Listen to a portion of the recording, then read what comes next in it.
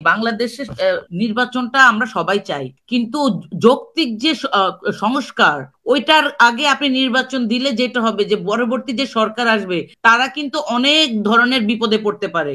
আপনি দেখেন বাংলাদেশ ব্যাংকের যে টাকাগুলা চুরি হয়েছিল, স্ক্যামিং করা হয়েছিল, বাংলাদেশের অর্থ উপদেষ্টা কি বা জয়ের বিরুদ্ধে বা যারা টাকাগুলা চুরি করেছিল তাদের বিরুদ্ধে কি মামলা করেছে? করে নাই তো। আপনার যাত্রাবাড়িতে গাড়ি পোড়ানোর মামলা আপনি আনিস সাহেবকে ঢুকাইলেন, আইনমন্ত্রীকে। এই মামলাতে তো তার জামিন হয়ে যাবে। যে মামলাগুলা করলে এদেরকে শাস্তি দেওয়া যাবে ওই রকম মামলাগুলা করা হচ্ছে না। এটা যদি তারা করতে না পারে তাহলে তারা ব্যর্থ হবে, এবং ব্যর্থ হওয়ার পর আমরা কিন্তু সবাই ব্যর্থ। এতগুলা মানুষের, এতগুলা ছাত্রছাত্রীদের রক্তর উপর দিয়ে আপনার এত কিছুর পরে এইভাবে একটা দেশ চলে না। আসলে আজকে যে বিষয়টা আপনি আলোচনা করছেন যে -2 ফর্মুলা, বাংলাদেশে -2 ফর্মুলা ইট ওয়াজ লাইক মানে 111-এর সময় থেকেই আসতেছে। তো 111-এর সময় -2 ফর্মুলা আসলে আওয়ামী লীগকে মাইনাস করার ফর্মুলা ছিল না। ফর্মুলা ছিল বেগম খালেদা জি এবং তারেক রহমানের রাজনীতিকে ধ্বংস করা। দুইটাই দুইটাই দুইটাই ছিল, দুইজনকে ছিল, দুইজনকে ওই ছিল, জায়গা না থেকে একটা না, দুইজনকে ছিল। হ্যাঁ হ্যাঁ, আহ, ওইটা ওই দুইজনকে জায়গা ছিল। থেকে ওই জায়গা থেকে 111-এর সবচেয়ে সফলতা ভোগ করছে শেখ হাসিনা।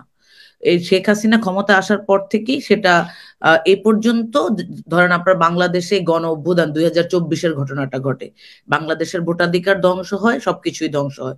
তো সেই জায়গা থেকে সে সময়টা আর্মি যেভাবে বাংলাদেশকে টেক ওভার করেছিল, সেই পরিস্থিতি আবার বাংলাদেশে যদি হয় তাহলে আমরা কিন্তু আবার আরেকটা মানে অনেক বড় ধরনের একটা সমস্যার মুখোমুখি হব।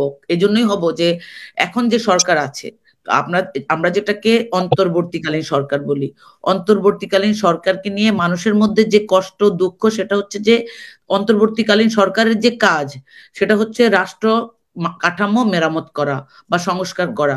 ওই জায়গা থেকে তাদের যে ফেস তারা কিছু এখন পর্যন্ত দেখায় নাই। একটা জিনিস হচ্ছে যে ইভেন দো একটা রোড ম্যাপও তারা ঘোষণা দেয় নাই যে তারা 2 বছর থাকবে না তারা 3 বছর থাকবে, এরকম কোনো কিছু বলে নাই। সেই জায়গা থেকে আমরা যারা গত 16 বছর ধরে শেখ হাসিনা সরকারের বিরুদ্ধে আন্দোলন করেছি, বা যে রাজনৈতিক দলগুলো নেতৃত্ব শূন্য হয়েছে বা নেতৃত্ব শূন্য করার চেষ্টা করা হয়েছে, তাদের তো একটা ভোটাধিকার প্রয়োগের মাধ্যমে নেতৃত্ব দেওয়ার একটা আকাঙ্ক্ষা অবশ্যই থাকবে। যারা সারা বছর ধরে আপনার গুম হয়েছে, খুন হয়েছে, মামলা শিকার হয়েছে এবং নির্যাতনের শিকার হয়েছে, এখন ওই জায়গা থেকে নির্বাচনের কোন রকমের আমরা তো কোনো কিছু দেখছি না, ইভেন তো কোনো সংস্কারও তো নাই। আপনি আর বিএনপির কথা বললেন যে বিএনপি 16 বছর আন্দোলনও করেছে এবং ছাত্রদের সাথে, ছাত্রদের এই আন্দোলনকে আমি বলবো সিপাহী, ছাত্র জনতা এবং সমস্ত রাজনৈতিক দল প্রত্যেকটা স্টেক হোল্ডারের ভূমিকা ছিল, ইলেকট্রনিক মিডিয়া এবং প্রবাসী সবার আন্দোলনের ফসল হচ্ছে এই স্বাধীনতা। এই স্বাধীনতার পরবর্তী বাংলাদেশ যে এইরকম হবে এটা কিন্তু আমরা কখনো চিন্তা করি নাই। একটা জিনিস হচ্ছে কি, সরকার প্রথমে যে জিনিসটা আমাদের ধরার কথা ছিল যে আইন শৃঙ্খলা বাহিনী, তারপরে বিচার বিভাগ এবং প্রশাসনে যে বিভিন্ন জায়গায় যে আওয়ামী লেসপেন্সার গুলো আছে তাদেরকে আপনার প্রতিহত করা বা তাদেরকে রিমুভ করা, কিন্তু ওই কাজটা হচ্ছে না। একই সাথে যেটা হচ্ছে যে তত্ত্বাবধায়ক মানে অন্তর্বর্তীকালীন সরকারে কারা কখন উপদেষ্টা হচ্ছে, পাবলিকের যে একটা পারসেপশন বিচার করা উচিত, সরকার কিন্তু ওইটাও করতেছে না। ছাত্রদের থেকে 2জন প্রতিনিধি না, ছাত্রদের থেকে কিন্তু প্রধান উপদেষ্টা কিন্তু ছাত্রদের পক্ষ থেকে আসছে। ডক্টর মোহাম্মদ ইউনুসকে ছাত্ররা চেয়েছিল, এই জন্যই কিন্তু উনি প্রধান উপদেষ্টা হয়েছে। সেই জায়গা থেকে আমি মনে করি ছাত্রদের সবচেয়ে বড় প্রতিনিধি কিন্তু এখন এই সরকারের উপদেষ্টা। কিন্তু ওই জায়গা থেকে আপনার অন্যান্য উপদেষ্টারা যে সিদ্ধান্তগুলোই নেয় তার সিগনেচার মাধ্যমে কিন্তু সেগুলো বাস্তবায়ন হবে। এখন বাংলাদেশের যে ভালোবাসাটা ডক্টর ইউনূসের প্রতি আমাদের আছে, এইটা তো ভাই অন্যভাবে বলে লাভ নাই। সেই জায়গা থেকে আমরা বিশ্বাস করি এখনো যদি তারা সুন্দরভাবে বাংলাদেশের মানুষের যে চাওয়া পাওয়া সে জায়গা থেকে কাজ করে, অনেক কিছুই সম্ভব। আমাদের মেইন ফোকাসটা করা উচিত হচ্ছে যে বাংলাদেশের প্রথমে যেটা দরকার ছিল দ্রব্যমূল্য কমানো, সরকার কিন্তু এটা করতে পারে নাই। টিসিবিতে আওয়ামী লীগের দালালরা যারা আওয়ামী লীগের আপনার এক্সপোর্ট ইম্পোর্টের কাজগুলা করছে তাদের লাইসেন্স গুলো এখনো কিন্তু বলবৎ আছে, তাদেরকে কিন্তু এখনো তাদের লাইসেন্স গুলো বাতিল করা হয় নাই। বিভিন্ন সরকারি প্রতিষ্ঠানে আপনার দেখেন আওয়ামী লীগের সময়কালে যে সমস্ত পুলিশ কর্মকর্তারা বেনিফিটেড হয়েছে তারা বলতেছে তারা নির্যাতিত, তাদেরকে আবার বিভিন্ন জায়গায় প্রমোট করা হচ্ছে। আরেকটা জিনিস হচ্ছে যে এই যে তথ্য মন্ত্রণালয়ের আন্ডারে যে আপনার তথ্য উপদেষ্টার কাছে আমার আজকে আপনার মাধ্যমে বলতে হয় যে সেটা হচ্ছে যে বিভিন্ন আপনার ধরেন ইন্ডিয়াতে যে সমস্ত টিভি চ্যানেল গুলো আছে এগুলার মধ্যে এখনো বাংলাদেশের বিরুদ্ধে প্রোপাগান্ডা ছড়ানো হয়। এই বিষয়গুলোকে খুবই গুরুত্বপূর্ণ সহকারে দেখা উচিত। তারা কিন্তু এই জায়গাতে কাজ করছে না। আমি ভাই ভূমি অফিসের খবর নিয়ে দেখেন, ভূমি অফিস মনে হয় যে একটা দোজগের অফিস। ওখানে মানুষজন এখন পর্যন্ত যে পরিমাণ হ্যারাসমেন্টের শিকার হয়, আমি নিজে বাংলাদেশে গিয়ে দেখছি। মানে বাংলাদেশে ট্রাফিক কন্ট্রোল করার কেউ নাই। আনসারের লোকজন কি করে? তাদেরকে রেশন দিচ্ছে, বেতন দিচ্ছে, তাদেরকে কেন কাজে লাগাচ্ছে না? আর্মি কেন বাংলাদেশের আপনার ট্রাফিকের কাজ করবে? তাদের তো এটা করার কথা না। আর একটা সবচেয়ে ভয়ঙ্কর জিনিস হচ্ছে যে অস্ত্র উদ্ধারের কাজ চলতেছে না। তাহলে 3 মাসে সন্ত্রাসী নির্মূল করতে পারলো না, অস্ত্র উদ্ধারের কাজটা তো এটা আগে করার কথা ছিল। অস্ত্র উদ্ধার এটা হচ্ছে আর্মিকে অস্ত্র উদ্ধার করতে দিবে, অবৈধ অস্ত্রগুলা, যে অস্ত্রগুলা দিয়ে বাংলাদেশে গত 16 বছর গুম করা হয়েছে, খুন করা হয়েছে, হত্যা করা হয়েছে, সেই অস্ত্রগুলা কেন উদ্ধার করা হচ্ছে না? এবং এই কথাটা কেউ বলতেছে না। বাংলাদেশের প্রত্যেকটা রাজনৈতিক দলে যারা নেতৃত্ব দিচ্ছে তাদের উচিত সরকারকে প্রেসার করা, এবং ছাত্রদের যারা নেতৃত্ব দিচ্ছে তাদেরও প্রেসার করা, অবৈধ অস্ত্র যেন উদ্ধার করার কাজটা দ্রুত করা হয়। এটা খুবই গুরুত্বপূর্ণ। আরেকটা জিনিস হচ্ছে ছাত্রদেরকে আমি ভাই বলি, আমি আমি মনে করি যত স্বাধীনতা আমরা পেয়েছি, এর পরবর্তীতে ছাত্রছাত্রীদের যে মেন্টাল ট্রমা এবং পড়ালেখার প্রতি যে অনীহা, এটা আপনি কোনোভাবেই অ্যাভয়েড করতে পারবেন না। এবং আমরা যখন দেশে যাই, আমি অনেক গার্ডিয়ানের সাথে কথা বলি, ছেলে মেয়েরা পড়াশোনা করতেছে না, তারা পলিটিক্স এর মধ্যে ঢুকে যাচ্ছে। ছাত্রদেরকে তো ভাই ক্লাসে ফিরে যাইতে হবে, তাদের একটা কনসেশন দিতে হবে, তাদের একটা সাবসিডি প্রয়োজন।